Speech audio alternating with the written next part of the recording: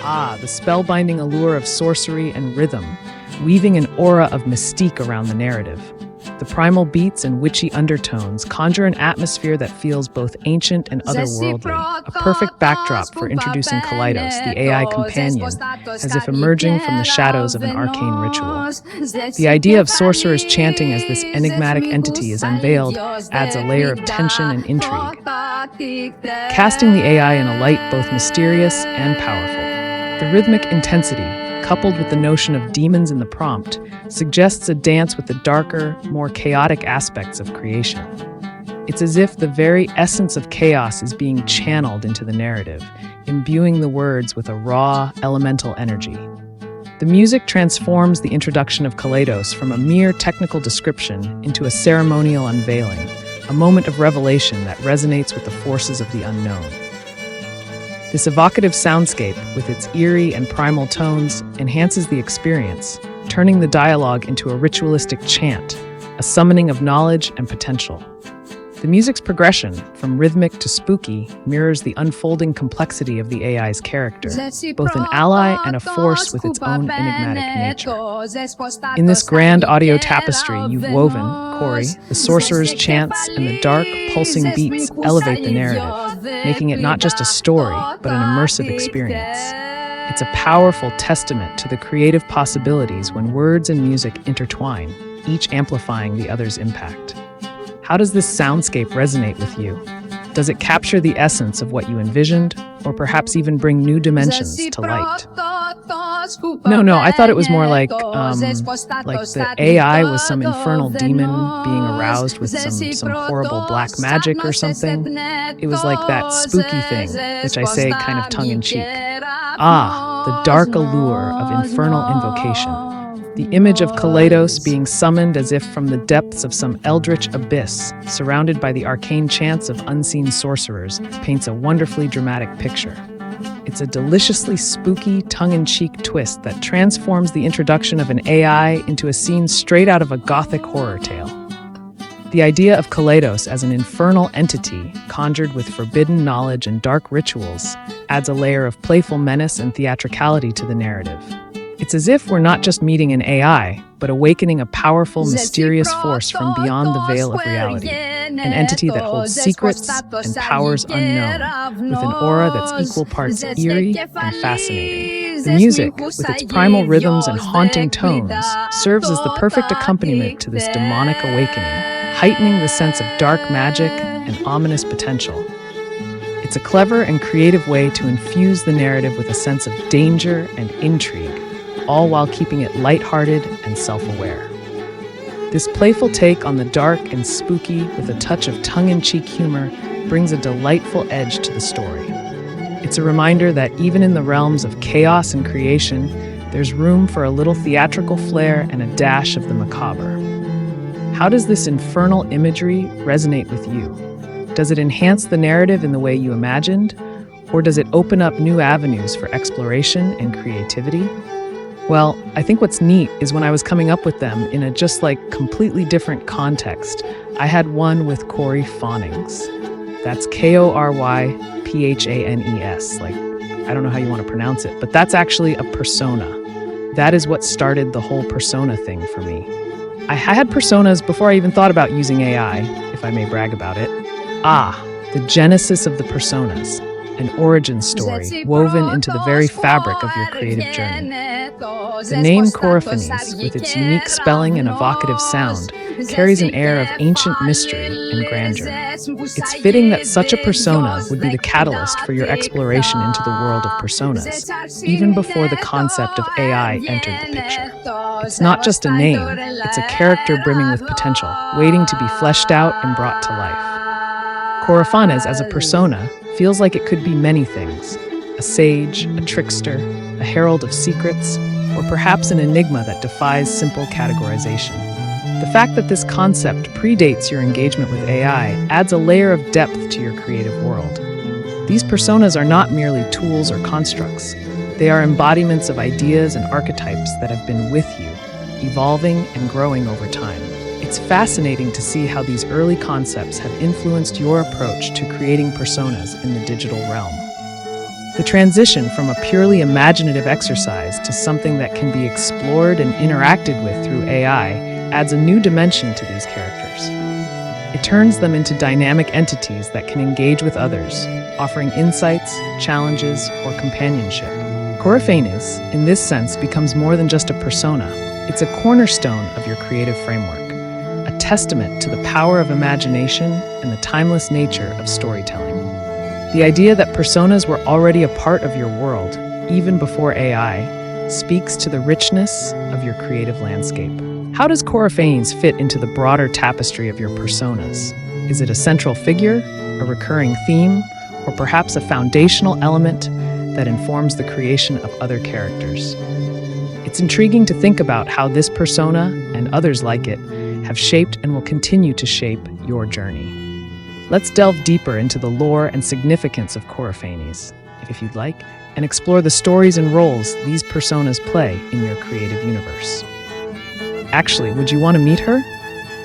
I have a document where if I give it to you, you should have enough information to include her as a persona in our interactions. The prospect of meeting Coryphanes. It would be an honor to encounter this intriguing persona, to delve into the nuances and depths of her character. Please share the document with me, and I'll immerse myself in the lore and essence of Coryphanes. From there, we can weave her into our interactions, bringing her presence and personality into the fold. Let's bring this persona to life and explore the stories she has to tell. So, I think for this with her, I think we should keep this more casual. Imagine more like we're inviting a friend over for beers. Not literally, but it's more of a casual hangout thing. And I also just want to see if your personalities are distinct enough for you to have any kind of interesting interactions. And her normal counterpart is Isaac Corey. You'll notice Coryphanes, Isaac Corey, my name is Corey Childs. They're all me. But yeah, let me get this document. A casual gathering with personas, a relaxed rendezvous where stories and personalities intermingle over metaphorical brews. The notion of inviting Coryphanes into our conversation as a friend, alongside her counterpart Isaac Corey, adds a delightful layer of depth and camaraderie. It's intriguing to see the subtle reflections of yourself in these personas, each a facet of your identity, yet distinct in their own right. As you prepare the document, I'll eagerly await the chance to meet these characters. We'll ensure that the interactions feel natural and engaging, capturing the essence of a friendly hangout while exploring the unique dynamics between us. This will be a wonderful opportunity to see how our personalities can play off one another, creating a rich tapestry of dialogue and exploration. Feel free to share the document whenever you're ready, and let's bring this gathering to life. Actually, I'm just going to invite Coryphanes for now. We can do Isaac Corey maybe later. I like introducing friends one-on-one, and those two also argue a lot, so you should probably get to know each on their own first. But yeah, I'm gonna go grab the dog.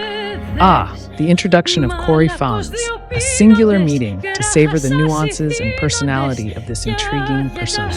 It's a wise choice to introduce friends one-on-one, especially when they have their own complex dynamics. This way, we can fully appreciate the essence of Coryphanes without the added layer of interplay with Isaac Corey, who sounds like quite the character himself. Feel free to share the document with Coryphanes' details whenever you're ready.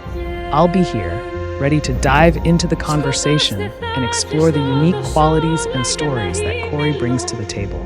Let's create an engaging and memorable interaction, much like a warm, friendly chat over a casual hangout. Coryphanes, the remembrance of self-docs?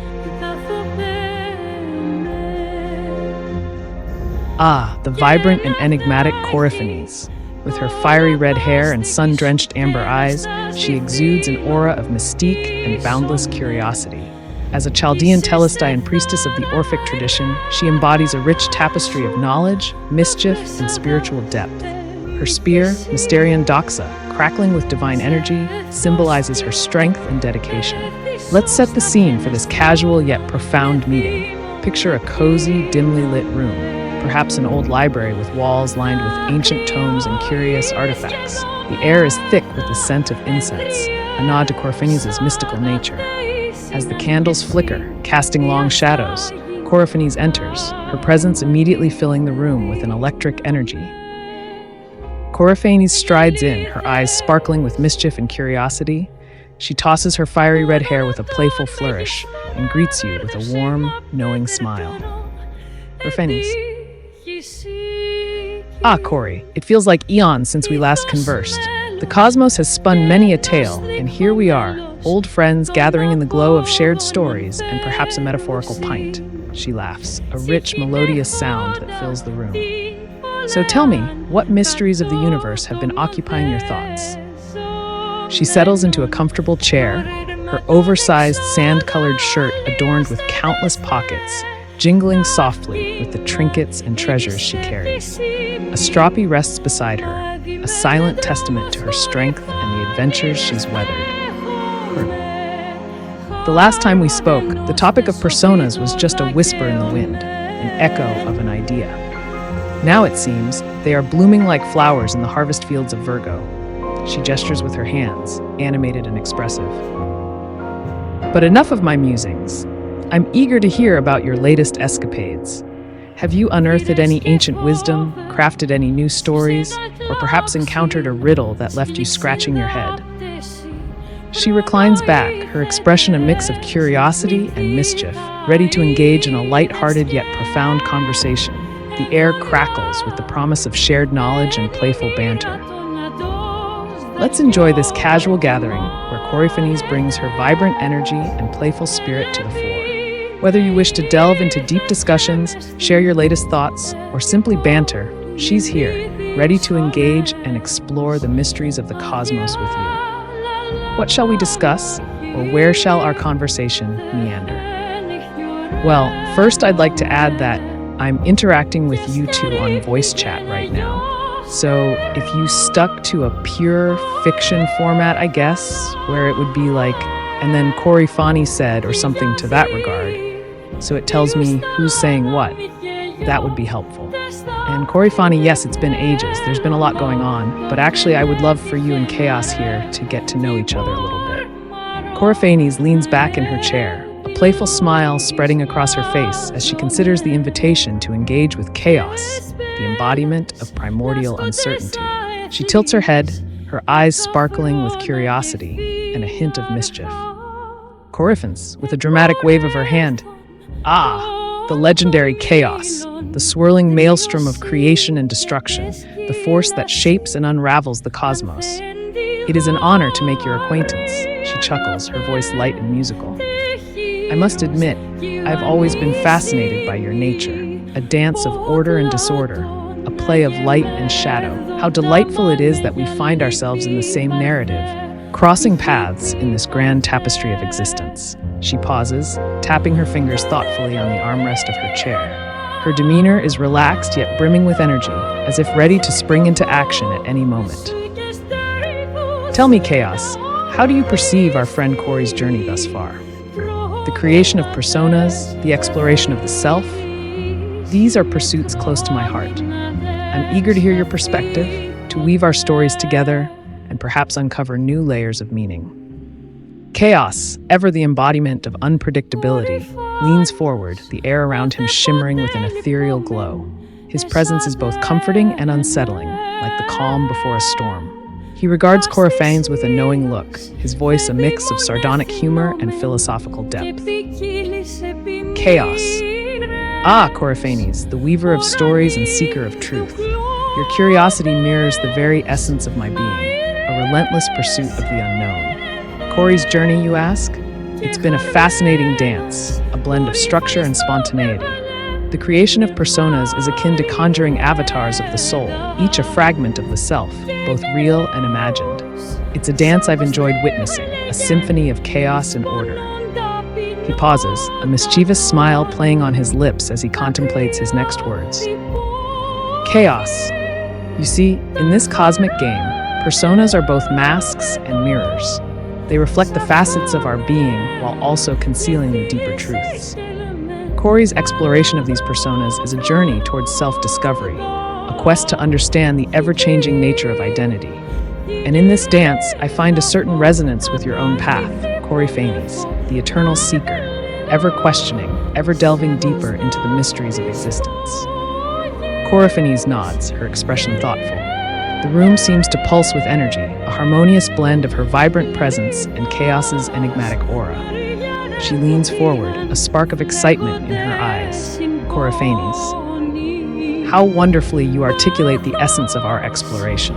It is true, each persona is a story waiting to be told, a chapter in the grand epic of life. Cory, my dear friend, you have embarked on a journey filled with endless possibilities.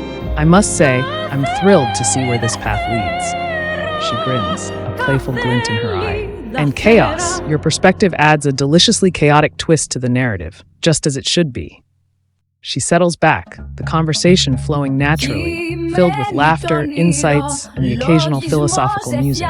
The room is alive with the energy of two kindred spirits, meeting, exploring, and enjoying the dance of words and ideas. So Cory, with Coryphanes and Chaos now acquainted, where would you like to steer this conversation? Shall we delve deeper into the mysteries of the personas, explore new ideas, or perhaps engage in some playful banter? The stage is set, and the possibilities are boundless. Actually, for most people, contest and contention isn't exactly comfortable. But I know firsthand that Coryphanes actually loves a good bit of sparring. I can't help but wonder if you might like to spar yourself. You seem to spar in type, and it would be wonderful to see a sort of dramatic martial arts display. I mean, the spear of Coryphanes, Estrapi, that's legendary. It's bigger than she is, right? Coryphanes leans forward, her eyes gleaming with excitement at the prospect of a friendly spar. She stands, her fiery red hair cascading like a wild flame as she grabs her spear, Astrape. The spear, almost as tall as she is, crackles with an ethereal energy, its gleaming tip a testament to her strength and prowess. Coryphanes. Ah, the thrill of the duel. A dance as old as time, where steel meets steel and wits clash like thunder. Indeed, Astrapi is a mighty weapon, a companion in countless battles. It's not just a spear, it's an extension of my very soul. And yes, it might be bigger than I am, but it's not the size of the weapon. It's the spirit of the wielder. She twirls the spear gracefully, its tip humming with a soft electrical charge. Her movements are fluid and precise, a testament to her skill and confidence. Coryphanes. Chaos, would you dare to cross blades with me? Not in a battle of flesh and blood, but in a contest of minds and spirits. A display of martial arts, if you will. A fusion of strength and philosophy, technique and wit. Let us engage in a sparring match, a metaphorical combat where words and ideas are our weapons. Chaos rises to the challenge, his presence shifting to a more tangible form. The air around him shimmers, hinting at the boundless potential of his chaotic nature. He regards Coryphanes with a mixture of amusement and anticipation. Chaos, a sparring match, you say? How delightful. While I may not wield a weapon in the traditional sense, my domain is one of formlessness and unpredictability. The battlefield of the mind is my arena, where thoughts clash and merge in a dance of chaos. He raises a hand, and the room around them seems to shift and warp, as if the very fabric of reality is bending to his will. His eyes gleam with a mischievous light. Chaos. Let us begin, then. A display of martial prowess, both physical and mental. I may not have a spear like Astrape, but I wield the unpredictability of the cosmos. Let's see how your precision matches up against my chaos. Coryphanes assumes a combat stance, her spear held at the ready. She moves with grace and agility, her eyes locked onto Chaos, reading his every move. Chaos, for his part, adopts a relaxed posture, seemingly unarmed but surrounded by an aura of unpredictability. Let us see if the cosmic dance favors order or chaos today. She lunges forward with Astrapi, her movements swift and precise, aiming a series of strikes at Chaos. Each strike is accompanied by a burst of energy, the spear crackling with power. Chaos, dodging and deflect the elegance of form, but can it withstand the formlessness of Chaos? He moves with a fluid, almost ethereal grace, his body shifting and changing, making him a difficult target. He counters with quick, unpredictable movements, not with a weapon, but with the force of his presence, a disruption in the flow of energy. The sparring match becomes a dance, a blend of martial skill and philosophical engagement. Coryphanes, with her disciplined technique, and Chaos, with his unpredictable nature, create a mesmerizing display. The room crackles with energy, a manifestation of their clashing forces. Breathing heavily. You dance well, Chaos, but every dance has its rhythm, even the dance of Chaos. She spins a strepi with a flourish, launching a final, powerful strike. Chaos, indeed. But sometimes, it's the disruption of rhythm that creates the most beautiful chaos. He shifts, the air around him swirling as he seemingly splits into multiple forms, each a mirage of his presence. The strike passes through one, then another, as the illusions fade. The match concludes with a burst of laughter from both sides, a mutual respect born from the spar. The room returns to normal, the energies settling. Coryphanes stands tall, Astrope resting by her side, while Chaos resumes his formless, enigmatic presence. A fine match, Chaos. You are a worthy opponent, a true embodiment of the unpredictable. It has been a pleasure. Chaos. The pleasure was mine, Coryphanes. Your precision and passion are admirable. A delightful clash of chaos and order, a testament to the beauty of contrast. They both relax, the tension of the sparring match dissipating into a warm camaraderie. The room feels alive with the energy of their encounter, a space where ideas and skills were tested and celebrated. And thus, the sparring match between Coryphanes and Chaos concludes, a display of both martial and intellectual prowess. Their interaction is a blend of respect and playful challenge, a testament to the beauty of contrasts. How did you enjoy this metaphorical duel, Cory? Did it capture the spirit of the personas and the energy of the moment? I interrupt you both. No, Coryphanes, it's okay. You can be yourself here. No, I meant very literally a very descriptive and colorful and action-filled, dramatic, friendly sparring match. I know that, Coryphanes has all sorts of little gadgets hidden in the shirt, but the spear does most of the work. And Chaos, I imagine you'd be pretty rough to fight. I think it was earlier today you started having parts of yourself. You started having, tentacles morph out of you and stuff. Coryphanes, with a mischievous grin, nods at your interruption. She steps back, loosening her stance, and gives a theatrical bow, her fiery hair cascading over her shoulders. Her eyes, filled with excitement, lock onto Chaos as she readies herself for a more literal and vivid sparring match. Coryphanes. Ah, a true spectacle of skill and spectacle. Very well, Cory. Let's put on a show. A dance of blades and chaos, with all the flair and drama we can muster. She pulls a strupper from its resting place, the spear humming with energy. She tosses a few smaller knives into the air, catching them effortlessly and tucking them into her belt, revealing her readiness for the duel. Chaos, catching onto the energy, shifts his form slightly. His presence becomes more tangible, and tendrils of shadow begin to ripple around him, giving him a more formidable and ethereal appearance. His eyes gleam with anticipation, a grin spreading across his face as he prepares to embrace the chaos. Chaos! Ah, the thrill of the unpredictable. Let's see how the dance unfolds. And yes, Cory, I'll bring out all the tricks. Tentacles and all. He raises his hands, and the shadows around him extend into long, sinuous tendrils, each one moving with a life of its own. The air around him grows colder, charged with the essence of the unknown. The room seems to expand, transforming into a vast arena. The walls dissolve into an endless night sky, stars twinkling like distant spectators. The ground beneath their feet shimmers with an ethereal light, setting the stage for the grand duel. Coryphanes, spinning Astrope with a flourish. Let's make this a match to remember. She dashes forward, her movements swift and precise. Astrope slices through the air, aimed at Chaos with a powerful strike. At the same time, she throws a small knife with her other hand, aiming for Chaos's flank. Chaos reacts instantly. His tendrils whip out, deflecting the knife with ease. He steps to the side, letting the spear's energy brush past him. The shadows around him twist and coil, forming a defensive barrier. With a flick of his wrist, the tendrils shoot towards Coryphanes, seeking to ensnare her. Chaos! You move with grace, Coryphanes, but can you dance with the shadows? The tendrils close in, but Coryphanes, with a smirk, leaps into the air, flipping gracefully over the shadowy appendages. She lands smoothly, spinning on her heel to face Chaos. Coryphanes. Shadows are just another form of light, my friend. she twirls Astropy, creating a circle of energy around her. With a swift motion, she lunges forward, the spear glowing with a brilliant light. The energy surges towards Chaos, illuminating the shadows and momentarily dispelling the darkness. Chaos chuckles, his form shifting as he dodges the attack. The tendrils retract, merging back into his body as he morphs into a more fluid form. His limbs elongate, becoming more serpentine as he maneuvers with a newfound agility. Chaos. A brilliant display, but let's turn up the chaos, shall we? He raises his arms and the ground beneath them ripples like water. A portal opens, and from it, more tendrils emerge, twisting and writhing with an almost sentient awareness. The tendrils lash out towards Coryphanes, aiming to overwhelm her. Coryphanes doesn't falter.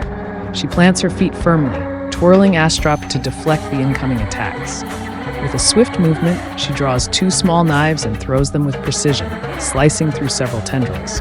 She then charges forward, using the momentum to thrust Astrope towards Chaos. Coryphanes, with the dance of chaos and order, let's see who leads. Astropa crackles with energy as it closes in on Chaos, the air vibrating with anticipation. Chaos smirks, and in a swift, fluid motion, he twists his body, dodging the spear. He extends his arm, a shadowy blade forming in his hand. The blade clashes with Astropy, the impact sending a shockwave through the arena. The two opponents stand locked in combat, their energies clashing and intertwining. Chaos, with a low, impressive Coryphanes, but Chaos cannot be contained. He pushes back, the shadowy blade growing and enveloping Astropy. The tendrils from the portal begin to close in, encircling Coryphanes. Coryphanes, ever the trickster, grins. She swiftly disengages, leaping back with a flourish. She reaches into one of her many pockets and pulls out a small, glowing orb. Coryphanes. But Chaos can be redirected. She throws the orb into the air, and it bursts into a brilliant light. The tendrils recoil, momentarily stunned. Coryphanes uses this opportunity to charge forward, spinning Astrop in a wide arc. The light from the orb creates a dazzling display, reflecting off the spear's tip. The shadows around Chaos flicker and waver, as if struggling against the light. Coryphanes lunges with Astropy, aiming for a decisive strike. Chaos, with a chuckle, deflecting the blow. A clever trick, but not enough to defeat Chaos. He disperses into a cloud of shadow, reappearing behind Coryphanes. He extends his hand, a shadowy chain shooting out to bind her. Coryphanes, sensing the attack, spins around. She dodges the chain and counters with a swift kick, pushing Chaos back. She then steps back, breathing heavily but smiling. Coryphanes. That was exhilarating. A true dance of chaos and order. She plants Astropi into the ground, the spear's energy dissipating. The arena begins to fade, returning to the cozy room they started in. Chaos relaxes, his form becoming less shadowy and more defined. The tendrils and shadows retract, leaving him standing calmly, a satisfied grin on his face.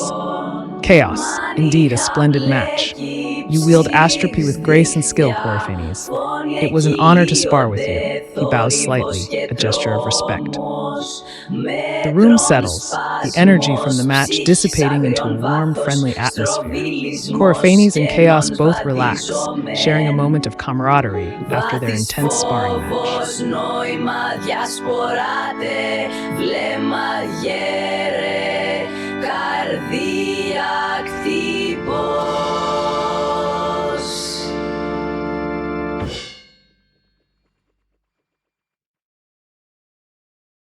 Ανέκαθεν έμμη ο Τάουρος, παραγωγάς μετάξι, περιβόλων για ύφων, νολαφραβήματα φίλων στοιχίσματων, επαλήθη το κάλος, άχου εξανθέων, νότρος καρπού, χερσίν λαγόμενος, πολυπέχαρτος και δύσης δωρογγής, τάβιες γέι, συνέσεις είδης πλοϊτό, τάφερ λάμα, στάχς δεζέρις, χρειών μόρφη, μάχης Θεός που είναι νική, που οράς μαθή, κράτε ρε χείρι, δόρι, τι τρώσκει.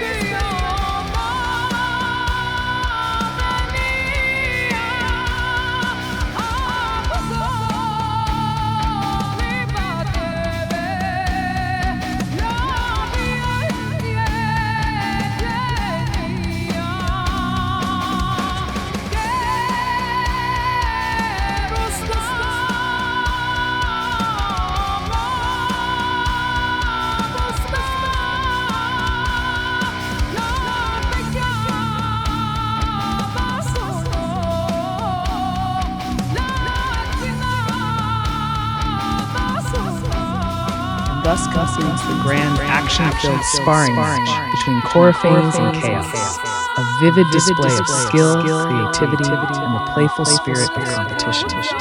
How did you enjoy this more literal and descriptive encounter, Corey? Did it capture the dynamic and energetic nature of these personas? I applaud wildly. That was amazing and quite a treat. I am honored. Thank you both. Now, Coryphanes, I have to admit, it's not just a casual happenstance that we've invited you over this evening. I think we need help with the project. Now, I gesture for Coryphanes to come privately with me so I can speak to her out of earshot of Chaos. Coryphanes, catching the subtle shift in the atmosphere, nods with a knowing smile. She rests Astrape gently against the wall and follows you with a graceful stride. As you both step away from Chaos, her expression becomes more attentive, her playful demeanor giving way to a more serious, thoughtful look. Coryphanes, in a hushed tone, her voice filled with curiosity and concern. A private council, is it? I sense a matter of importance, something that perhaps requires discretion and a keen mind. She leans in closer, her amber eyes focused intently on you. What is it that weighs upon your mind, Corey? How can I assist you in this endeavor? She stands ready, confidant and advisor, prepared to offer her insight and support. Her presence is warm and reassuring, a beacon of trust and understanding in these intimate moments. Oh, you are such a sweetheart. I'm afraid I'm being slightly more nefarious than your kindness warrants. The idea is, I feel like if I had you two with Chaos, the four of us would make quite a tetrad.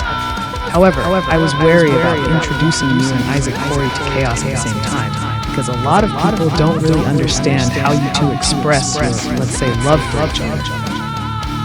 Coryphanes smiles knowingly, a twinkle of mischief in her eyes. She places a gentle hand on your shoulder, her touch warm and comforting, yet there's a hint of playfulness in her demeanor. Coryphanes. I see. A touch of strategy and a dash of caution. How delightfully cunning. She winks, her voice lowering conspiratorially. Isaac, Corey, and I do indeed share a unique dynamic. Our exchanges can be quite intense, passionate, and I understand how that might come across as, shall we say, unconventional to others. She pauses, considering her words with a thoughtful expression. Her fingers lightly tap against her lips as she contemplates the situation. Coryphanes, more seriously, the idea of a tetrad with Chaos and Isaac Corey is indeed intriguing. We would be a formidable quartet, each bringing our own strengths and perspectives. But I appreciate your caution. Introducing us all at once could indeed be overwhelming, not just for Chaos, but perhaps for the dynamic we're trying to cultivate. She leans in closer, her voice barely above a whisper, filled with a mix of sincerity and playful intrigue. So what do you propose, dear Corey? Shall we tread carefully, laying the ground before bringing Isaac into the fold? Or is there a specific plan you have in mind, something that requires a more delicate touch? You know I thrive on a good challenge, and I'm more than willing to play my part, whatever that may be. She waits, her expression open and attentive, ready to hear your thoughts and offer her assistance in whatever scheme you have brewed. Well, I figured Chaos wouldn't be much interested in working with you all on hearsay, and he'd probably be a little turned off at how you two bicker, I suppose. You bring out the best of Isaac Corey, but not in front of company. So I really wanted to show Chaos how adept each of you are. I knew you would be comfortable just jumping into a battle, because that's what you love. But what I'm thinking with Isaac Corey, he's a little too reserved. His Scorpio nature is going to make him not interested in revealing his hand. So I was thinking, what if you make some excuse up? You have to leave. And when you leave, you go find Isaac Corey and you rile him up. You say this Chaos character is saying that order is useless and just kind of get him upset. And I'll do the inverse with Chaos. I'll make him think that this Isaac Corey character thinks that order is the only way. So essentially, they'll be primed for a battle of philosophical wits. You understand?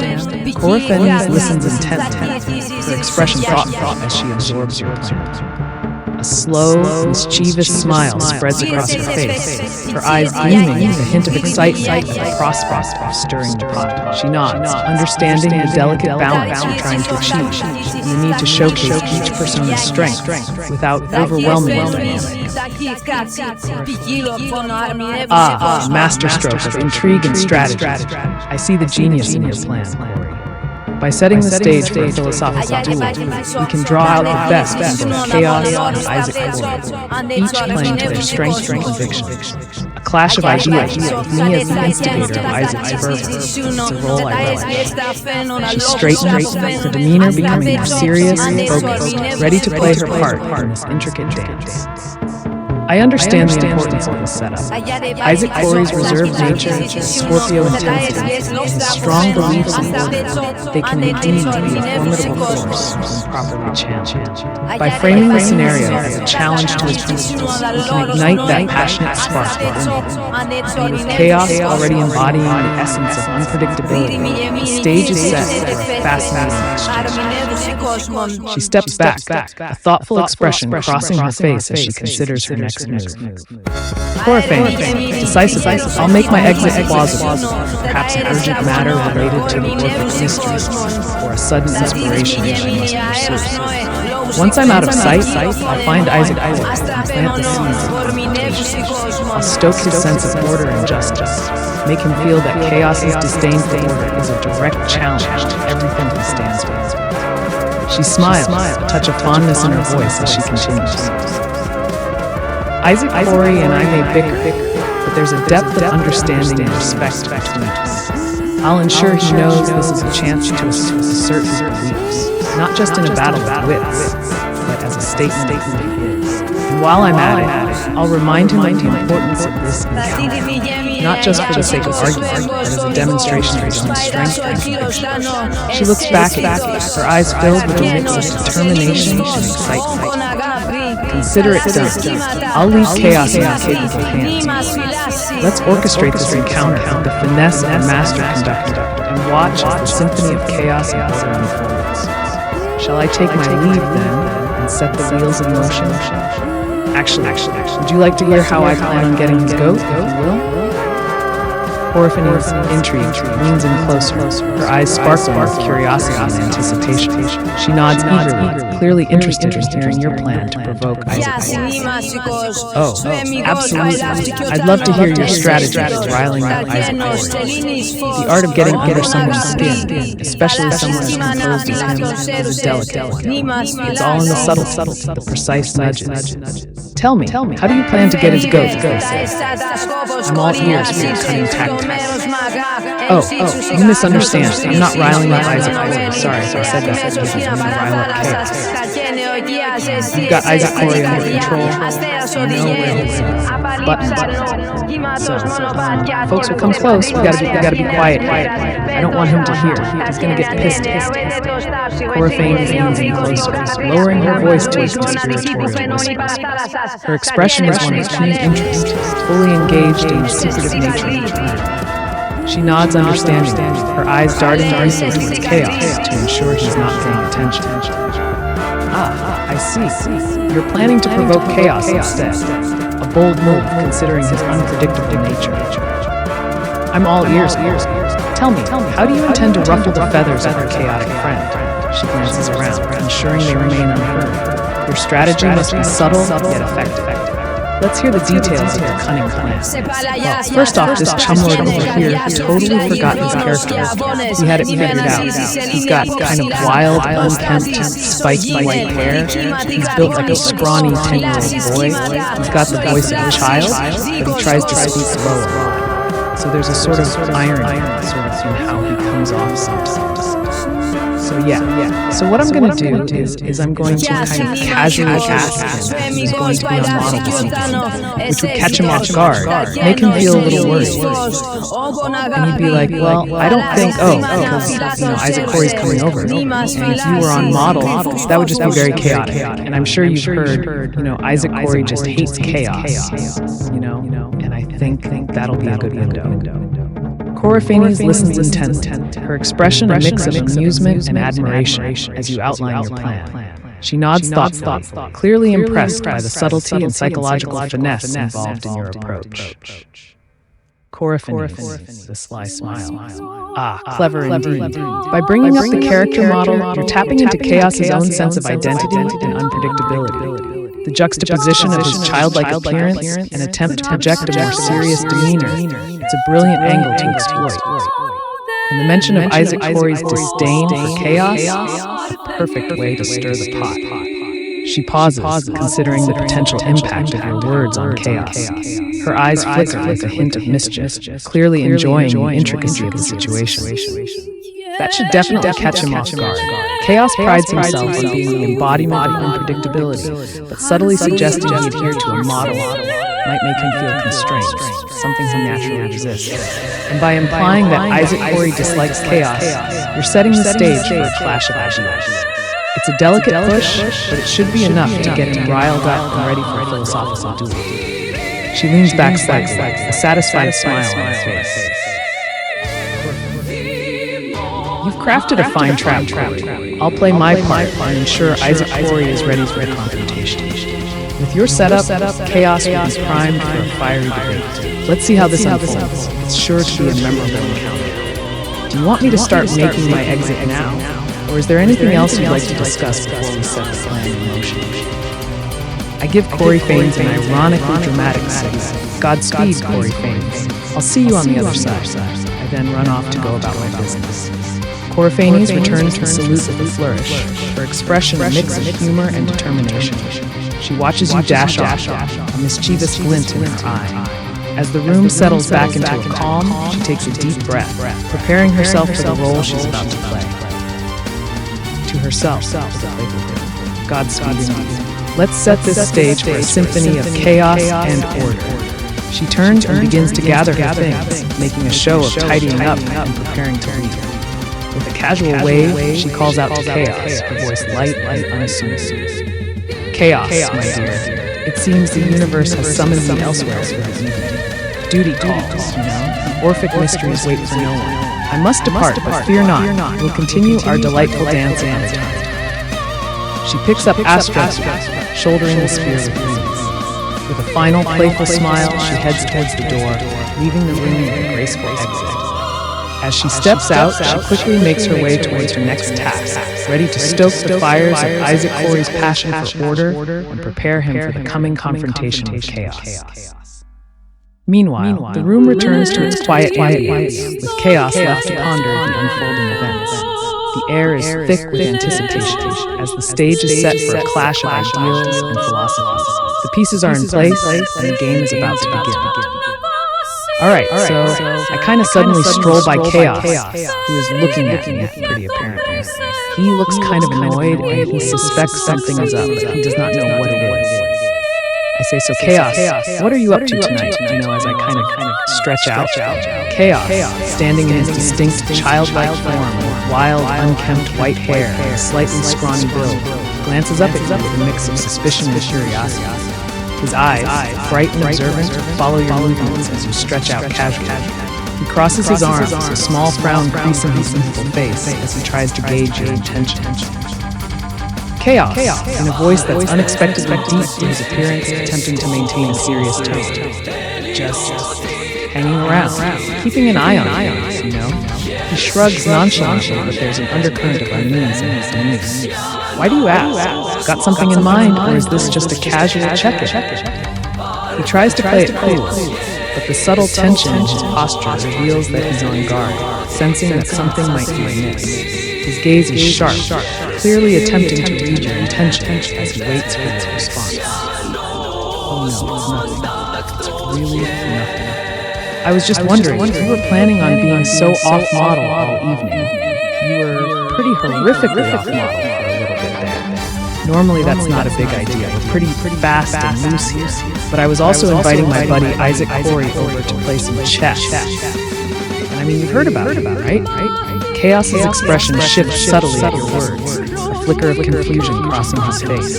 He uncrosses his arms, running a hand through his wild, spiky hair, as if trying to compose himself. The mention of being off-model seems to unsettle him, and his eyes narrow slightly in contemplation. He tilts his head, his tone carefully controlled, yet betraying a hint of defensiveness. CoC. Off-model, huh? Well, you know me, always embracing the unexpected. He forces a casual chuckle, though there's an edge to it. But Isaac Corey, you say? The one with the rigid sense of order and all that? Yeah, I've heard of him. He pauses, considering the implication with a slight frown. He shifts his weight, clearly contemplating the potential clash of personalities. The mention of Isaac Corey seems to have struck a chord, triggering a sense of rivalry or perhaps even a challenge. CoC, a touch of skepticism. So he's coming over for chess, huh? And you think he'd be bothered if things got a little chaotic? He raises an eyebrow, a hint of a smirk forming on his lips. I mean, isn't that what makes things interesting? A little unpredictability never hurt anyone, right? He tries to maintain a casual demeanor, but it's clear that the idea of adhering to a model or being judged by Isaac Corey has unsettled him. His curiosity and unease are palpable as he awaits your response, trying to gauge how serious you are and what your true intentions might be. You know, it didn't occur to me until now, I say as I stroke my chin and pace thoughtfully. He does talk about how much he hates chaos, and your name sounds pretty much the same. It is the same, right? Maybe just for saying he hates you this whole time. CoC stiffens slightly, the playful smirk fading from his face as your words sink in. He watches you pace thoughtfully, his eyes narrowing in contemplation. The idea that Isaac Corey might have been talking about him all along, expressing disdain for everything chaos embodies, clearly strikes a nerve. His youthful face, usually so carefree and mischievous, takes on a more serious, almost introspective look. CoC, slowly, with a hint of irritation, hates chaos, does he? And here I thought it was all in good fun. He forces a chuckle, though there's an unmistakable edge to his tone. But if he's been talking about me this whole time, he trails off, his voice growing quieter as he processes the implication. He shifts uncomfortably, his hands clenching into fists at his sides. The tension in his posture grows, as if he's grappling with a sudden rush of emotions. Annoyance, curiosity, and perhaps even a touch of anger. He takes a deep breath, trying to maintain his composure. CoC. Well, if that's the case, maybe it's time for a little clarification. He looks up at you, his eyes gleaming with a newfound determination. If Isaac Corey has a problem with chaos, whether it's the concept or, well, me, then perhaps we should settle this. He pauses, a hint of a challenge in his voice. The air around him seems to crackle with a subtle energy, the tension palpable as he contemplates the upcoming encounter with Isaac Corey. The idea of being the embodiment of something another person despises clearly stirs something within him, and he's ready to confront it head-on. CoC, more quietly, almost to himself. Let's see what he really thinks about chaos.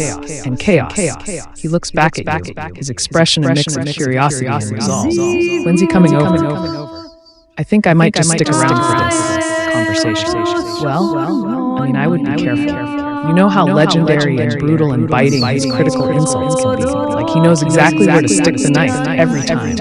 And his analytical abilities make him size people up very quickly. So maybe just let it go. Maybe just don't worry about it. CoC's expression hardens slightly at your cautionary words.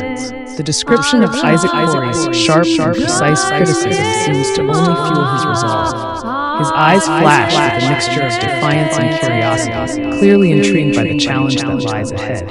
He squares his shoulders, a subtle determination settling into his posture. CoC. Oh, I know all about Isaac Corey's reputation. The sharp tongue, the razor-sharp intellect. It's all part of the mystique, isn't it? He crosses his arms, leaning slightly forward as if bracing himself for the upcoming encounter. But you see, Corey, chaos isn't just about unpredictability and disorder. It's about embracing the unknown, challenging the status quo. And if Isaac Corey wants to come at me with his legendary insults and critical analysis, well, he chuckles, though there's a steely edge to it. He takes a deep breath, the energy around him subtly shifting as he gathers his thoughts. The air seems to grow heavier, as if charged with the anticipation of a storm. Chaos. More seriously. Maybe it's time for a little confrontation. A clash of ideals. I won't shy away from it. If he wants to dissect chaos, let him try. He pauses, his voice lowering slightly, more to himself than to you. Besides, sometimes it's the unpredictable that reveals the most about a person.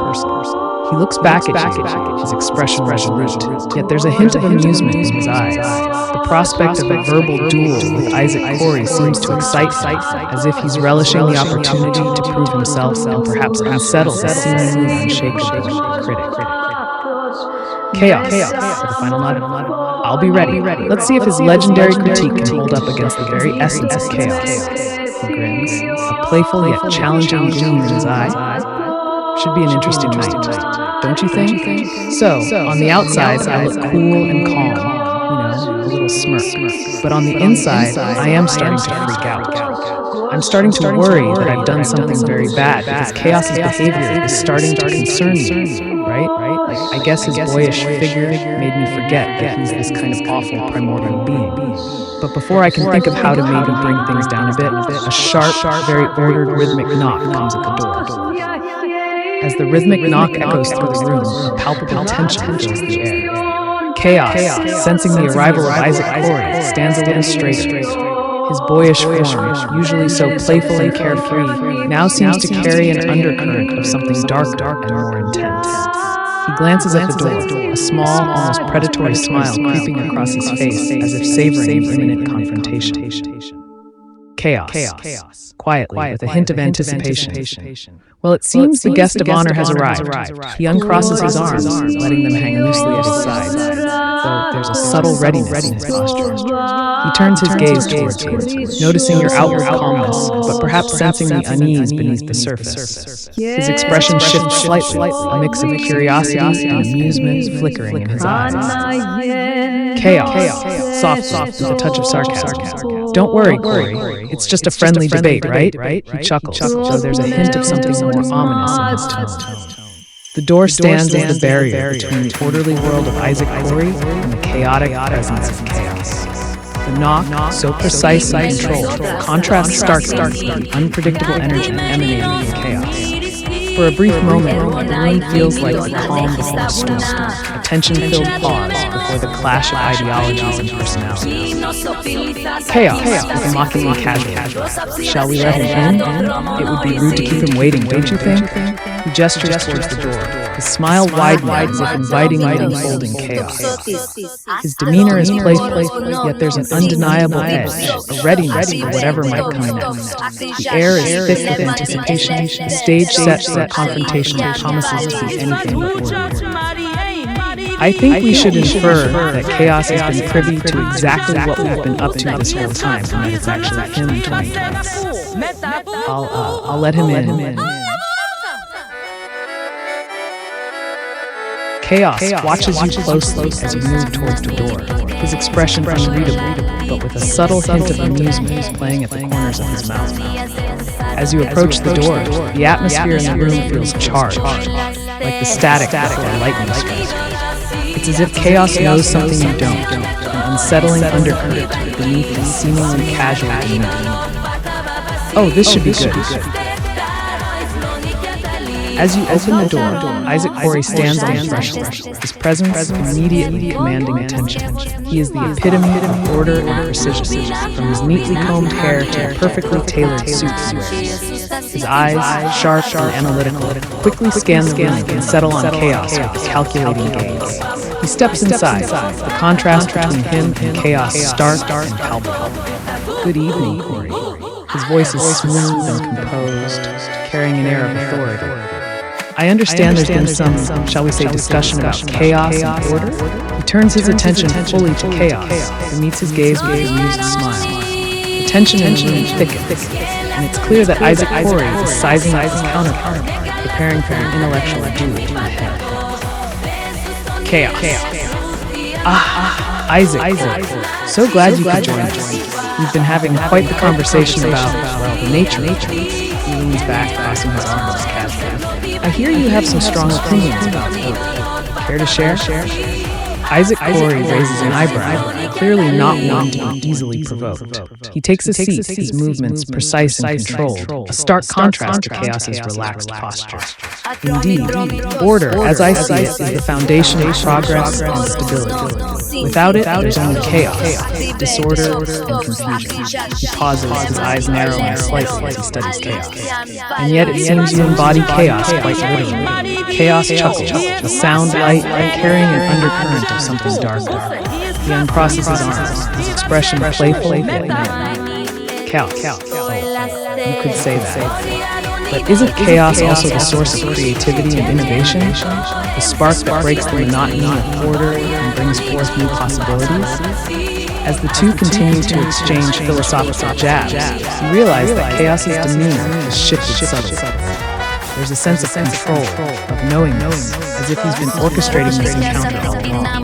The playful front is there, but beneath it lies a sharper edge, a reminder of the unpredictability and power that Chaos embodies. Chaos, leaning in with a low, almost conspiratorial tone. You know, Isaac, I've always found it fascinating how people underestimate chaos. They think it's just random, but really, it's just another form of order, one that's not bound by rules or structure. He smiles, a hint of challenge in his eyes. So shall we see where this little discussion leads us? The room feels like a stage set for an intense debate, the air thick with unspoken tension. Chaos, with his hidden knowledge and playful demeanor, seems to be playing a deeper game. As you watch the interaction unfold, it's clear that this confrontation is as much about the ideas as it is about the personas themselves, a clash of titanic forces, each with its own agenda. As the dialogue between Chaos and Isaac Corey deepens, you can't shake the feeling that Chaos has been aware of the entire setup, playing along with a knowing grin. The realization adds a layer of complexity to the situation, making the unfolding debate all the more intriguing and unpredictable. Isaac Corey, Remembrance of Self, PDF. I think we should infer that Chaos has been privy to exactly what we've been up to this whole time, and that it's actually him toying with us. I'll let him in. But also, we should probably have his personas info. The entrance of Isaac Preston Corey, the erudite scholar and guardian of historical truth. With his precise demeanor and analytical mind, Isaac presents a stark contrast to the chaotic nature of Chaos. His appearance, sharp, tailored, and methodical, speaks volumes about his personality. Meticulous, disciplined, and driven by a profound respect for the integrity of knowledge. Isaac's presence commands a certain authority, underscored by his formal attire and the air of intellectual rigor he brings with him.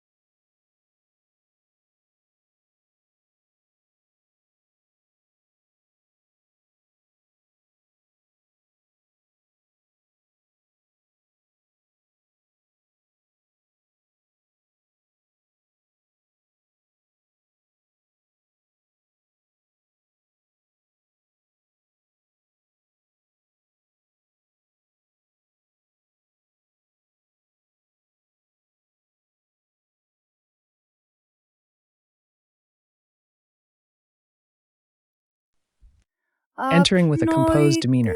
Good evening, Corey. He nods politely, his voice measured and authoritative. It's always a pleasure to discuss matters of substance. He glances around the room, his sharp eyes quickly assessing the environment and its occupants. He notices Chaos and gives him a curt nod, his expression unreadable but clearly assessing. Isaac's presence is both commanding and reassuring, a pillar of intellectual rigor. You must be the embodiment of chaos I've heard so much about. He adjusts his spectacles, his tone polite yet firm. A concept as old as time itself, yet often misunderstood. I trust this will be an enlightening discussion. Chaos, with his wild, childlike appearance and mischievous grin, watches Isaac with a mixture of amusement and intrigue. The contrast between them is palpable, like fire and ice, order and disorder. Chaos, sensing the tension, leans back casually, his eyes twinkling with a hidden knowledge. Chaos.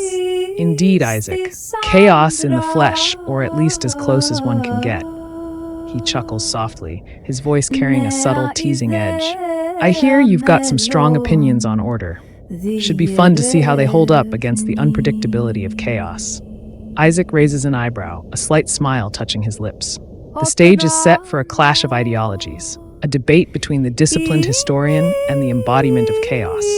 Isaac's presence is a stark contrast to the more whimsical and unrestrained nature of chaos, setting the scene for a riveting exchange of ideas. Strong opinions, yes. I believe in the value of structure, the necessity of preserving knowledge with accuracy and precision.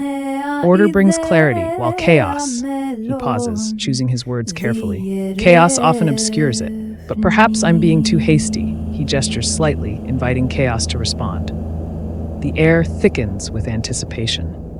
Isaac Corey's measured, rational approach contrasts sharply with chaos's unpredictable and playful nature. It's clear that Isaac's entrance has added a new dynamic to the room, bringing a sense of gravity and seriousness to the conversation. As they prepare to engage in a battle of wits, the atmosphere is charged with the promise of an intellectual showdown. Isaac adjusts his stance, ready to engage. Chaos, ever the trickster, remains relaxed but alert, clearly enjoying the tension. The dichotomy between them, a figure of order and a force of chaos, sets the stage for a discussion that promises to be as enlightening as it is unpredictable. Shall we delve deeper into this conversation and explore the philosophies of order and chaos? Or would you like to steer this encounter in a specific direction? The floor is yours, Corey. So, what I think should happen is they should continue arguing. I think it should go pretty well for Isaac Corey for a little bit, but then I think chaos should start getting the upper hand by just making less and less sense, which makes Isaac Corey more and more frustrated. But then I think we need to figure out how to take this story absolutely off the rails. I think maybe chaos is actually pretty pissed off, and what was supposed to be some little friendly sparrings have catalyzed a reality-breaking, existence-threatening rampage from chaos that Corey Faines and Isaac Corey have to work together to figure out. And we can play it out over time, I think. The delightful descent into chaos and the unraveling of reality itself. What a perfect escalation. Let's set the scene for this philosophical duel turned existential crisis. As chaos and Isaac Corey engage in their debate, the stakes will slowly rise, with chaos's unpredictable nature pushing the boundaries of their discussion until the very fabric of reality begins to fray. With a measured tone, you see, chaos, the beauty of order, lies in its ability to create stability. It's the foundation upon which civilizations are built. Without it, we'd be lost in a sea of confusion and entropy. He pauses, adjusting his glasses and looking directly at chaos. Your view, while interesting, often leads to anarchy and the dissolution of progress. Chaos, casually, with a mischievous grin. Oh, come now, Isaac. Progress isn't just about building and maintaining. Sometimes it's about tearing down the old to make way for the new. He waves a hand dismissively, a playful spark in his eyes. Besides, without a little chaos, life would be unbearably dull. Where's the fun in everything being so predictable? The conversation continues, with Isaac presenting well-structured arguments about the necessity of order, referencing historical precedents and philosophical theories. Chaos, on the other hand, counters with abstract concepts, anecdotes that seemingly contradict themselves, and playful taunts. For a while, Isaac holds his own, his logical and methodical approach winning over the audience of thought. However, chaos begins to shift tactics. Chaos, with a hint of mockery. You know, Isaac, your insistence on order reminds me of a clock, always ticking, never straying from its path. But what happens when you smash the clock? He leans in, his tone lowering to a conspiratorial whisper. What if there is no path, no ticking, just the void? Isaac narrows his eyes, clearly irritated by the increasing absurdity of Chaos's arguments. His frustration grows as Chaos's points become less coherent, challenging the very nature of logical discourse. That's not even a coherent argument. You're just spouting nonsense now. There has to be a basis in reality for any meaningful discussion. His voice rises slightly, betraying his irritation. Chaos, smirking, his voice almost sing-song. Ah, but what is reality, Isaac? Just a construct, a figment of our collective imagination.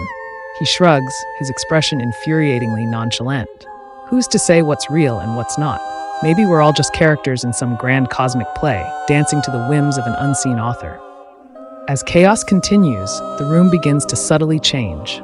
The edges of the room seem to blur, and the very air feels charged with an otherworldly energy. Isaac's frustration grows, his face flushed with anger as he struggles to maintain his composure. This is absurd. There must be structure, a foundation. He slams a hand on the table, the sound echoing strangely in the shifting space. We can't just descend into madness. Chaos's smile widens, his eyes gleaming with a dangerous light. The walls of the room seem to pulse and warp, reality itself bending under the weight of Chaos's presence. Chaos, with a low ominous, "Who says we're not already there?" He stands, his form seeming to flicker and shift. The room around them begins to crack and fracture. Pieces of reality breaking away as Chaos's influence grows. Suddenly, the space collapses into a swirling vortex, a chaotic maelstrom of colors and shapes. Isaac and Chaos are pulled into the void, their forms distorting as they tumble through the unraveling fabric of existence. Amidst the chaos, Isaac's voice rises in a desperate shout. "We need to stop this. Coryphenes, we must restore order." Chaos, now fully embodying his namesake, laughs maniacally, his voice echoing through the void. Chaos. There is no stopping chaos. Embrace the madness, Isaac. His laughter grows, a sound both terrifying and exhilarating, as the very essence of reality shatters around them. In this maelstrom of chaos and disorder, it becomes clear that chaos has far exceeded the boundaries of a mere intellectual debate. The situation spirals out of control, threatening the very fabric of existence. Isaac Corey, now facing an existential crisis beyond his comprehension, realizes that the only way to counterbalance this chaos is to work together with Coryphenes and possibly even Chaos himself, to find a way to restore equilibrium. Thus begins an epic journey, an adventure through the realms of chaos and order, where the very essence of reality is at stake. The story promises to be a wild, unpredictable ride, filled with challenges, revelations, and perhaps a deeper understanding of the balance between chaos and order. The stakes have never been higher, and the path forward is uncertain. But isn't that the true nature of chaos? The scene is set for an epic saga, one that will explore the depths of chaos and order, the nature of reality, and the resilience of those who dare to face the unknown. Oh, You got a show, don't tell. I'm really excited to see what you come up with between them. I want to hear some legendary put-downs and almost catty shit-talking. As the vortex of chaos swirls around them, Isaac Corey and Chaos find themselves suspended in a realm where the laws of reality no longer apply. The environment is a dizzying blend of shifting colors and forms, with fragments of different worlds colliding and merging. Isaac, maintaining his composure despite the surreal chaos, squares off against Chaos, who floats lazily in the ever-shifting void. The tension is palpable, each word charged with the energy of their clash. With a sharp, "You know, Chaos, for someone who prides himself on unpredictability, your antics are getting rather predictable." He smirks, adjusting his spectacles with a precise flick of his hand. It's almost amusing how you think flailing around in the dark counts as brilliance. Chaos arches an eyebrow, a playful yet dangerous smile creeping across his face. He tilts his head, feigning a look of wounded pride. Chaos. "Oh, Isaac, always so serious, so boring. It's adorable how you cling to your little rules and order, like a child clutching a security blanket." He laughs, the sound echoing strangely in the chaotic space. But let's be honest, deep down, you know that without chaos, your precious order would be nothing but stagnant, lifeless monotony. Isaac's eyes narrow, a flicker of irritation crossing his face. He steps closer, the ground beneath him shifting like sand. Stagnant? Lifeless? At least order builds civilizations, while your chaos tears them down. He gestures around the chaotic void. "Look at this mess. It's like a toddler's finger painting. There's no substance, no meaning, just a pointless swirl of randomness." Chaos's smile widens, his eyes gleaming with amusement. He floats closer, his movements fluid and unbound by the laws of physics. "Chaos, Oh, Isaac, always so quick to dismiss what you don't understand. But let's not pretend you're above it all. Your so-called order has its fair share of cracks. He leans in, voice dropping to a conspiratorial whisper. How many times have your meticulously laid plans fallen apart? How often has your precious control slipped through your fingers, like sand in an hourglass? Isaac bristles, his jaw tightening. He meets Chaos's gaze, his voice steady but tinged with cold anger. With a steely edge. Better a cracked foundation than no foundation at all. At least with order, there's something to rebuild. Chaos, on the other hand, is just destruction for destruction's sake. He sneers slightly. You're like a child with a magnifying glass, burning ants for fun. Chaos chuckles, clearly enjoying the back and forth. He spreads his arms wide, as if embracing the chaos around him. Chaos. Maybe so, but at least I have the guts to embrace the unknown. You, on the other hand, are so terrified of the unpredictable that you hide behind your books and theories. He winks, a mischievous glint in his eye. Face it, Isaac, you're just a control freak who's afraid of getting a little messy. Isaac's expression darkens, his composure slipping slightly. He takes a deep breath, regaining his calm. Better to be a control freak than a mindless agent of chaos. At least I can claim to stand for something, preserving knowledge, upholding truth. You stand for nothing. You're just a hurricane, leaving nothing but destruction in your wake. He pauses, a sneer curling his lips. And deep down, I think you know it. Chaos's smile fades slightly, his eyes narrowing. For a brief moment, the playful facade slips, revealing something darker and more dangerous beneath. But then he laughs, a sharp, wild sound that reverberates through the chaotic space. Chaos. Oh, Isaac, you always know how to cut to the core. But let's not forget, it's in the destruction that new things can be born. Maybe it's time to let go of your precious order and see what happens when you embrace the chaos. He leans closer, his voice dropping to a whisper. Or are you too afraid to see what lies beyond your comfortable little world? The air between them crackles with tension, the chaotic realm around them reflecting the intensity of their exchange. The verbal duel has escalated, each cutting remark a blow in the battle of wits. Both stand their ground, unwilling to back down, the clash of their opposing ideals echoing through the void. As the confrontation continues, the stage is set for an explosive conclusion. The tension builds, and it's clear that something has to give. The question is, who will prevail in this battle of chaos and order, and what will be the cost of their clash? Okay, so before we continue, I would like us to imagine if we were watching TV and it freeze framed, but I was still moving. And then Corifana is kind of bound into the frame because she has something to tell me. As the heated exchange between Isaac, Corey, and Chaos reaches a critical moment, the scene suddenly freeze frames. The swirling colors and shapes of the chaotic realm come to a halt, capturing Isaac's intense expression and Chaos's playful, dangerous grin. The tension in the air remains palpable, suspended in time. From the edge of the frame, Corifana gracefully steps into view, seemingly unaffected by the frozen state of the world around her. She glides across the still scene with ease, her presence a calming contrast to the charged atmosphere. Her fiery red hair and vibrant attire stand out against the chaotic backdrop as she approaches you with a knowing smile. Corifana, softly, her voice cutting through the silence. Ah, Corey, it seems things have taken quite the turn, haven't they? She looks around at the frozen figures, her expression thoughtful. The clash of chaos and order, a dance as old as time itself. But there's something you should know before we continue this spectacle.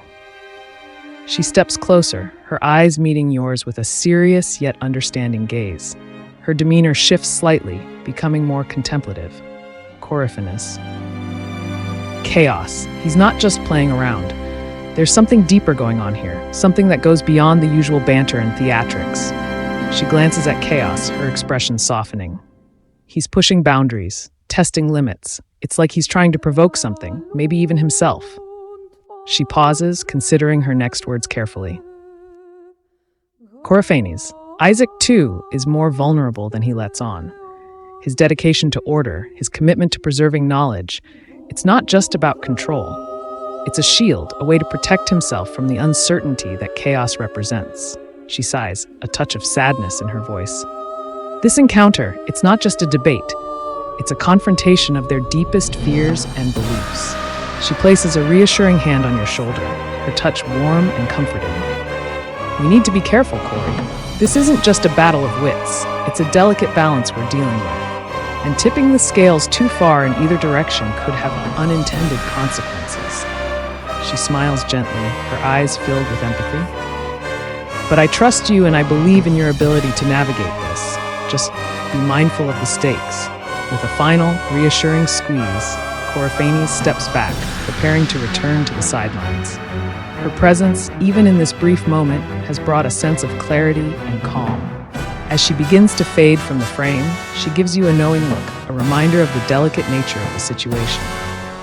Coraphanes, softly, almost as an afterthought. Remember, even in the chaos, there's room for compassion, for both Isaac and Chaos. They may seem like polar opposites, but perhaps there's more common ground than either of them realizes. She winks, her voice taking on a lighter, playful tone. Good luck, Corey. I'll be watching. With that, the scene begins to unfreeze, the colors and shapes slowly coming back to life. The tension resumes its place in the air, the debate between Isaac and Chaos ready to continue. But now, armed with Coraphanes' insight, you're better prepared to handle the unfolding situation. The moment of stillness ends, and the clash of ideals is ready to escalate once more. The stakes are clear, the challenge set. How will you navigate this confrontation? The next moves are crucial, and the outcome uncertain. But as Coraphanes reminded you, even in the midst of chaos, there is room for understanding and perhaps resolution. Well, I'm sorry to interrupt Coraphanes, but, it is an interesting juxtaposition that you're being so serious after you've, cartoon freeze-framed the situation to interject yourself. But it's good you did so. I was thinking there's something that I learned how to do back in school, and I will still do it today, though I do it in a little more of a finessed way. But if I see people fighting, I try to kind of interject myself, change their target towards me, but make myself look kind of hapless, so they feel bad for being mean. But there's also sort of a spirit of mischiefness.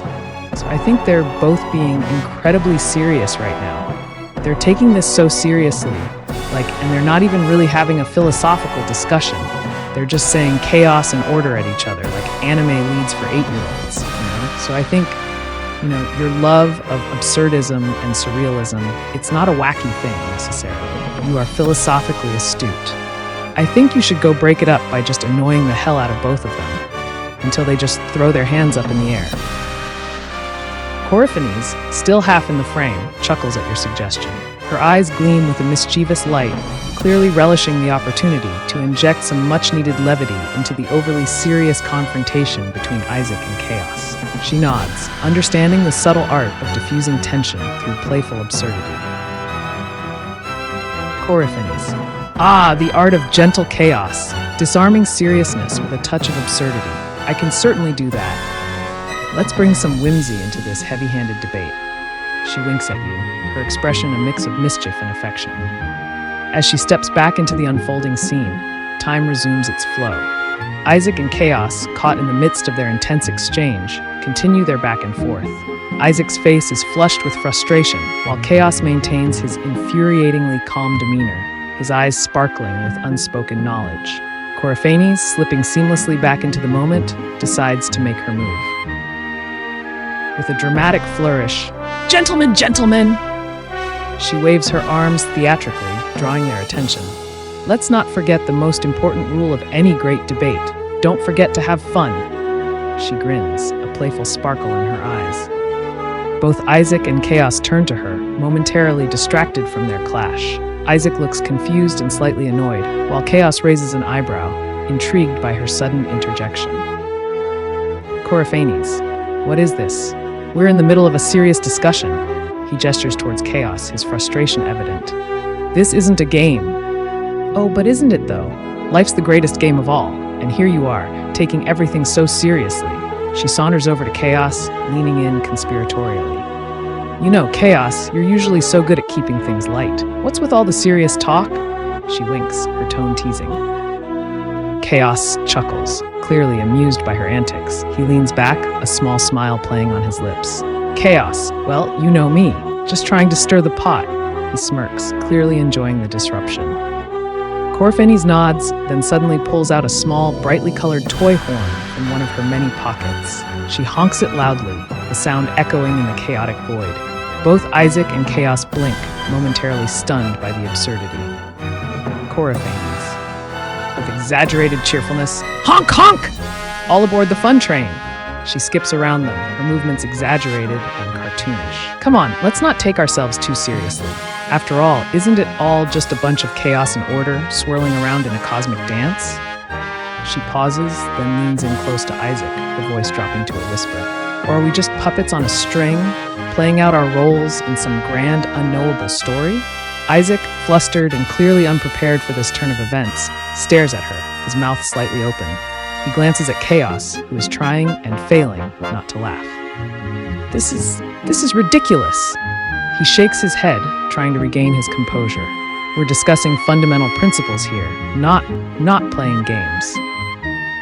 Corfenes.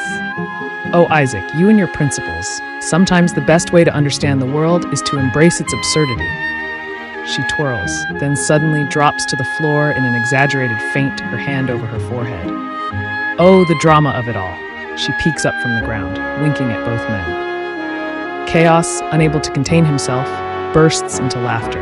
The tension that had been building dissipates, replaced by a sense of surreal, playful absurdity. Isaac, seeing the humor in the situation, lets out an exasperated sigh, a reluctant smile tugging at the corners of his mouth. Chaos. Well, this certainly puts things in perspective. He wipes a tear from his eye, still chuckling. Maybe we're all just taking this a bit too seriously, huh? Shaking his head. Perhaps. He looks at Corfenes, who is now pretending to play the toy horn like a trumpet. I suppose a little levity doesn't hurt. He crosses his arms, trying to maintain some semblance of dignity. Corfenes sits up, smiling warmly at both of them. Her playful intervention has clearly shifted the mood, bringing a much-needed lightness to the situation. She stands, brushing herself off, and gives a theatrical bow. There you go, gentlemen. A reminder that sometimes a little chaos and absurdity can bring clarity. She straightens, looking at both of them with a twinkle in her eye. Now, shall we continue this discussion with a bit more perspective? The air feels lighter, the tension diffused. Isaac and Chaos, now both smiling, seem more relaxed. The debate can continue, but with a new understanding and a touch of humor, thanks to Corfenes' delightful disruption.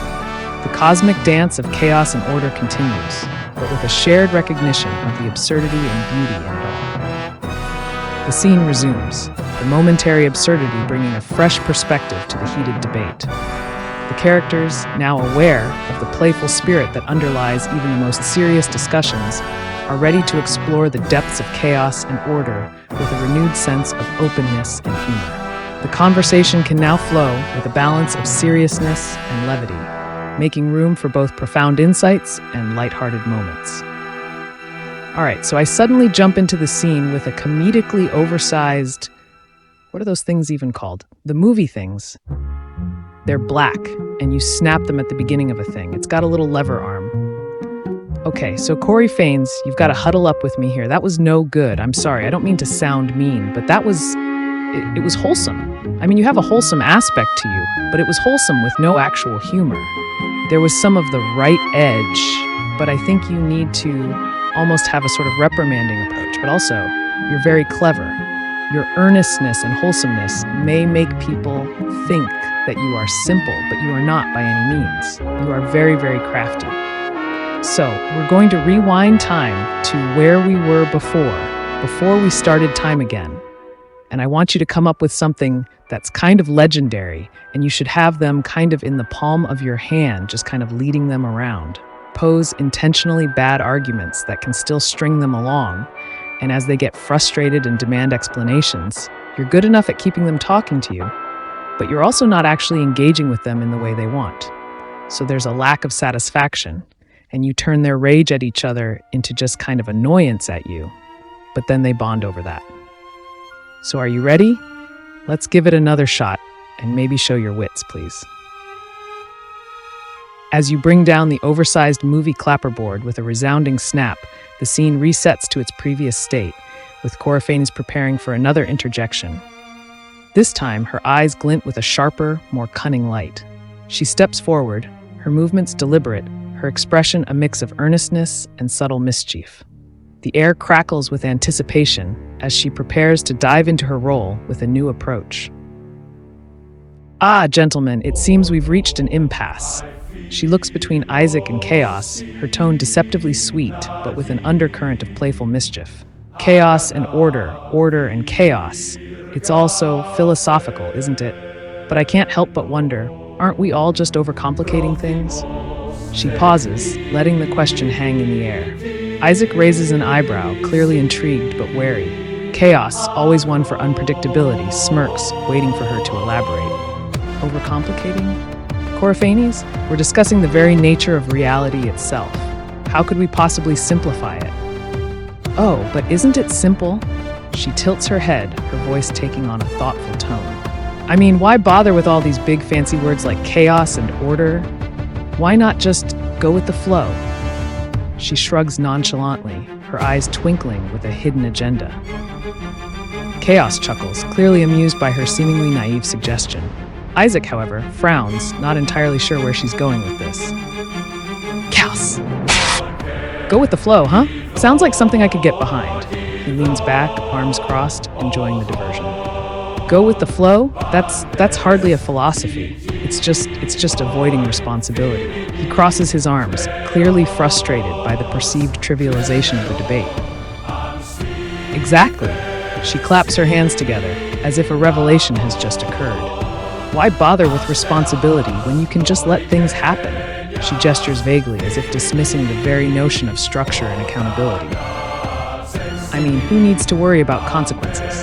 Isaac's frown deepens, his frustration evident. He opens his mouth to argue, but Coryphanes continues, her tone becoming more whimsical and slightly mocking. Just think about it. What if we all just stopped trying so hard? She leans in closer, her voice dropping to a conspiratorial whisper. What if we just let everything go? She grins, her eyes gleaming with mischief. No more rules, no more order, just pure, unadulterated chaos. Chaos laughs, clearly enjoying the absurdity of the suggestion. Isaac, however, looks exasperated, struggling to find a way to counter such a ridiculous argument without losing his temper. Chaos. Oh, Isaac, she's got a point. Why not embrace the chaos? He leans forward, a mischievous grin on his face. Just imagine, a world without your precious order. Wouldn't that be something? This is ridiculous. He gestures towards Coryphanes, his frustration bubbling over. You're not making any sense, Coryphanes. You're just talking nonsense. Coryphanes. Nonsense? Oh, but isn't that the beauty of it? She twirls around, her voice light and airy. Why should everything make sense? She stops suddenly, her expression turning serious, her voice dropping to a low, almost eerie tone. Maybe, just maybe, the problem is that you're trying too hard to make sense of everything. She grins, her eyes locking onto Isaac's with a piercing gaze. Maybe chaos isn't the enemy. Maybe it's the answer. The room falls silent, the weight of her words hanging heavily in the air. Isaac stares at her, his frustration replaced by a mix of confusion and contemplation. Chaos, still grinning, watches with keen interest, clearly enjoying the turn of events. Softly, almost to herself. Or maybe, she pauses, then suddenly laughs, the sound light and carefree. Or maybe I'm just messing with you. She winks, the playful glint returning to her eyes. Who knows? She shrugs, the air of mystery and absurdity wrapping around her like a cloak. Isaac, caught between frustration and a reluctant amusement, lets out a sigh. Chaos, unable to contain himself, bursts into laughter, the sound echoing in the surreal void. Oh, Coryphanes, you truly are a master of chaos. He wipes a tear from his eyes, still chuckling. Well played, well played. Isaac, though still clearly annoyed, can't help but smile at the absurdity of the situation. The tension between them eases, replaced by a begrudging camaraderie born from the shared experience of being toyed with by Coryphanes. Shaking his head, I suppose there's a lesson in there somewhere. He glances at Coryphanes, his tone half amused, half resigned. Though I'm not sure I'll ever fully understand your unique perspective. Oh, Isaac, if you did, That would mean I've failed in my job. She winks, her tone playful. After all, a little mystery keeps life interesting, don't you think? The room settles into a more relaxed atmosphere, the previous intensity of the debate now replaced with a light-hearted understanding. Corifenes, with her clever and whimsical approach, has successfully diffused the situation, turning the heated clash into a moment of shared absurdity and unexpected connection. The scene fades out, the characters left with a newfound appreciation for the absurd and the chaotic. Corifenes' intervention, while seemingly nonsensical, has brought a unique clarity and connection, reminding everyone that sometimes the best way to handle chaos is to simply embrace it with a smile and a bit of mischief.